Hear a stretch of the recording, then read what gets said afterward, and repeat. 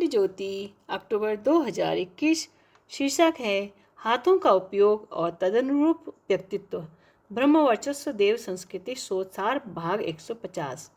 हमारी शारीरिक संरचना में हाथों का अत्यंत महत्वपूर्ण स्थान है। दैनिक जीवन में इन्हीं की सहायता से हम सुगमतापूर्वक सभी क्रियाकलापों को संपन्न कर पाते हैं, लेकिन इनके उपयोग में कोई दाएं हाथ का प्रयोग ज़्यादा करता है तो कोई बाएं हाथ का।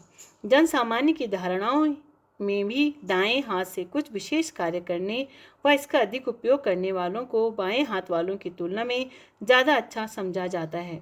हमारे समाज में लिखने, खाने जैसे कई कार्यों में यदि बच्चा बाएं हाथ का प्रयोग करे तो उसको गलत समझकर सुधार करने के प्रयास कई बार देखे जाते हैं। इसी तरह बाएं हाथ वालों के लिए भी कुछ धारणाएं प्रचलित हैं, जैसे कि लोगों में मान्यता है कि बाएं हाथ का उपयोग करने वाले की बौद्धिक क्षमता, गणित, तर्क शक्ति दाएं हाथ वालों की तुलना में ज़्यादा अच्छी होती है। वे प्रतिभाशाली होते हैं। साथ ही कुछ विशेष प्रकार की शारीरिक व मानसिक समस्याओं के लिए भी बाएं हाथ वालों में संवेदनशीलता ज़्यादा होने की बात कही जाती है। वैज्ञानिक अनुसंधानों ने इस दिशा में अनेक महत्वपूर्ण तथ्यों को प्रकाशित किया है, जिनके आधार पर यह सिद्ध होता है कि दाएं अथवा बाएं हाथ के उपयोग का संबंध हमारी मस्तिष्कीय संरचना एवं आनुवांशिक व जैविक घटकों से संबंधित है, जिसका सीधा असर व्यक्तित्व के लक्षणों और कुछ समस्याओं के रूप में दिखाई देता है। दाएं अथवा बाएं हाथ के प्रयोग के व्यक्तित्व की विशेषताओं व मनोप्रकृतियों से संबंध को लेकर देव संस्कृति विश्वविद्यालय में एक महत्वपूर्ण शोध कार्य संपन्न किया गया है। इसमें हाथों के उपयोग से जुड़ी धारणाओं से हटकर वैज्ञानिक तथ्यों व प्रयोग के माध्यम से यह समझाने का प्रयास किया गया है कि हाथों के उपयोग के निर्धारण में जीवन के कौन से घटक महत्वपूर्ण भूमिका निभाते हैं और इनका संपूर्ण जीवन पर क्या प्रभाव पड़ता है। इस विशिष्ट शोध अध्ययन को वर्ष 2016 में शोधार्थी नुपुर जायसवाल द्वारा विश्वविद्यालय के मनोवैज्ञानिक विभाग के अंतर्गत पूरा किया गया है। यह शोध विश्वविद्यालय के श्रद्धेय कुलाधिपति डॉक्टर प्रणव पांडे की विशेष संरक्षण एवं डॉक्टर अनुराधा कोटनाला के निर्देशन में संपन्न किया गया है। इसका विषय है personality traits and psychopathology as correlates of handedness. इस शोध कार्य के प्रयोग को पूरा करने के लिए शोधार्थी द्वारा कोटा चयन विधि के माध्यम से पूरे भारत देश से कुछ 105 लोगों का चयन किया गया, जिनकी उम्र 18 से 45 वर्ष के बीच थी। सभी चयनित लोगों से 3 समूह का निर्माण किया गया, जिसमें प्रथम लोगों का समूह 35 दाएं हाथ के उपयोग वाले थे, द्वितीय बाएं हाथ वाले 35 लोग थे एवं तृतीय समूह में ऐसे 35 लोगों को सम्मिलित किया गया था जो समान रूप से दोनों हाथों का उपयोग करते थे। शोध प्रयोग में परीक्षण के लिए जिन उपकरणों का प्रयुक्त किया गया है वे हैं व्यक्तित्व परीक्षण प्रश्नावली, स्वनिर्मित एवं रोशांक इंकब्लॉट परीक्षण।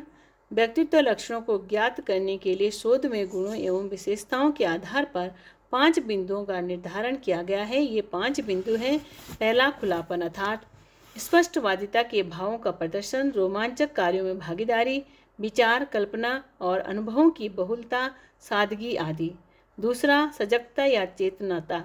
इसमें व्यक्ति की स्व अनुशासन व अनुभूति क्षमता आदि देखे जाते हैं। बहिर्मुखता, इसमें बाह्य जगत से संबंधों, सकारात्मक भावनाओं का प्रदर्शन, दूसरों को प्रेरित करने जैसे व्यक्तित्व के गुण सम्मिलित किए गए हैं। चौथा, सहमतता या साथियों के साथ कार्यों में तालमेल बनाना, अन्यों के अच्छे व उद्देश्यपूर्ण कार्यों में सहमति व्यक्त करना। पांचवा, मनोविक्षुब्धता। इस व्यक्तित्व लक्षण में नकारात्मक भावनाओं के अनुभवों जैसे क्रोध, चिंता, अवसाद, भावनात्मक अस्थिरता आदि गुणों को सम्मिलित किया गया है। इसके साथ ही शोध के दूसरे शोध उपकरण के रूप में रोशार्क स्याही धब्बा परीक्षण व्यक्ति की चिंतन और कल्पना शक्ति को मापने का रोचक परीक्षण है। इससे प्राप्त तथ्यों से व्यक्तित्व की कमजोरियां, मजबूती एवं विकृति को समझने। इसके साथ ही शोध के दूसरे शोध उपकरण के रूप में रोशार्क स्याही धब्बा परीक्षण व्यक्ति की चिंतन और कल्पना शक्ति को मापने का रोचक परीक्षण है। इससे प्राप्त तथ्यों से व्यक्तित्व की कमजोरियों, मजबूती एवं विकृतियों को समझने में आसानी होती है।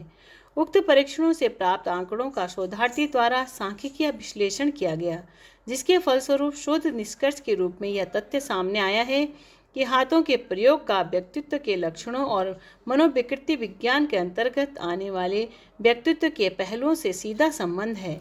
हाथों का उपयोग व्यक्तित्व की क्षमताओं व समस्याओं को प्रभावित करता है। दाएं बाएं अथवा दोनों हाथों का प्रयोग करने वालों के व्यक्तित्व के विषय में अनेक महत्वपूर्ण जानकारी एवं समझ उनके हाथों के उपयोग के आधार पर प्राप्त की जा सकती है। इस शोध अध्ययन में तथ्यों के विश्लेषण करने पर शोध परिणाम के रूप में यह देखा गया कि दाएं हाथ वाले एवं बाएं एवं मिश्रित की तुलना में अधिक बहिर्मुखी होते हैं। मिश्रित अर्थात दोनों हाथों के प्रयोग वालों में चेतनता का स्तर अन्य दोनों बाएं एवं दाएं हाथ की तुलना में कम होता है। बाएं हाथ वालों में सहकारिता का स्तर दाएं व मिश्रित की तुलना में कम होता है। इसी तरह मनोविक्षुब्धता का स्तर दाएं हाथ वालों की तुलना में बाएं एवं मिश्रित हाथ का उपयोग करने वालों में ज़्यादा पाया गया है।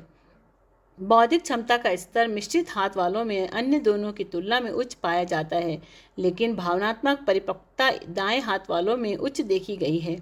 इसी तरह शोध में यह भी पाया गया है कि हाथों के उपयोग के अंतर का संबंध व्यक्तित्व में उत्पन्न होने वाली मनोविकृतियों से भी होता है।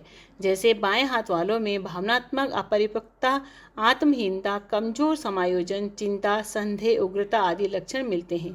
इसी तरह मिश्रित हाथों वालों में भी समस्याएं पाई जाती हैं, परंतु बाएं एवं मिश्रित हाथ वाले में दाएं की तुलना में उक्त विकृतियों की रोकथाम एवं उपचार को ज़्यादा प्रभावी देखा गया है।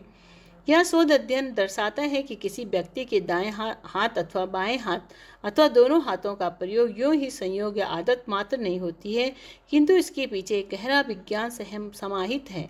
जैविक और मानसिक संरचना के माध्यम से यह बचपन से ही निर्धारित हो जाता है कि कौन किस हाथ का प्रयोग करेगा और उससे संबंधित व्यक्तित्व की क्षमताएं और विकृतियां उसमें दिखाई देंगी।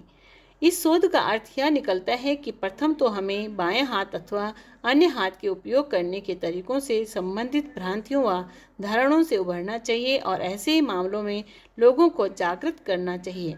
दूसरे किसी के भी हाथ बाएं हाथ होने अथवा मिश्रित हाथ होने पर एक सामान्य बात मानकर किसी तरह की आत्महीनता या दुराग्रहों से मुक्त रहना चाहिए। इस दृष्टि से यह एक मूल्यवान शोध है। परम पूज्य गुरुदेव के वचन। युग निर्माण योजना कोई अखबारी प्रोपेगेंडा नहीं है, वह इस युग की ऐसी सच्चाई है जिसका मूल्यांकन किए ही जाएगा और वह वर्तमान की अति सफल और ज्ञात महत्वपूर्ण प्रवृत्तियों में एक मानी जाएगी। इतना विशाल संगठन, इतना बड़ा युग निर्माण परिवार और उसके द्वारा संचालित बौद्धिक, नैतिक एवं सामाजिक क्रांति का महाअभियान अपने आप में अनोखा, अनुपम और अद्भुत माना जाएगा। राधे कृष्ण।